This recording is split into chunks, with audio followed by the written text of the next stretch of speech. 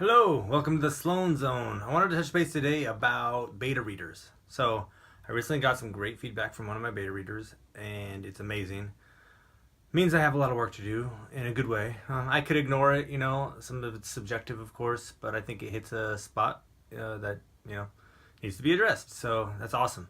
So, what that means for me is nothing really. I set out my deadline for Dawn of Destiny, the book, to come out June 1st, and that's still a month and a half away at the time I'm recording this. So, feedback like this probably takes me like a week or two to do.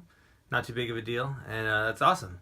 If anybody else out there wants to be beta readers for that book, which is book 2 in the Eternal Light series, it's the sequel to Back by Sunrise, let me know. Justin Sloan, author at gmail.com. I also have my third book in the Falls of Redemption trilogy. It's fantasy, epic fantasy, coming out later, probably more like I'm thinking. Let's see, that's June, so July, August-ish, probably August, September, somewhere around there. Depending on how long it takes to write. It's not done yet. It's gonna be pretty long. It's more like 60 to 80,000 words. So I have a couple beta readers lined up for that. I'm only gonna take probably 5 or so, just because I don't like to get too much feedback. It gets overwhelming, and you get the main point usually. You see what feedback is kind of repetitive, and then you address that. And anyway, so yeah, beta readers, let me know. Dawn of Destiny on its way. The main thing, if you're curious, why not? Let's get it out there. Is it's more about like the antagonist believability. One problem I think I have sometimes in the early drafts, especially when I'm writing for a younger audience. I definitely don't try to write down at all to the younger audience. I write what I would want to read, but maybe I don't feel that certain characteristics of the bad guys need to be explored as much.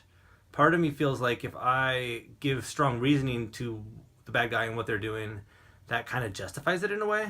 But I think that's wrong. I think I'm not going to look at it that way, even though, back here it feels that way, and still I'm probably going to write it to a certain degree that way. But I'm also going to make sure that's a well-rounded character, because the point is, what I've been saying from the beginning is, I'm writing these for kids and adults. I want the adults to be able to read them to their kids and enjoy it just as much as the kids. So I'm going to make sure that even the bad guys, all of them, are as well-rounded as the main characters and other characters. So there you go. Thank you for hanging out with me. Take care.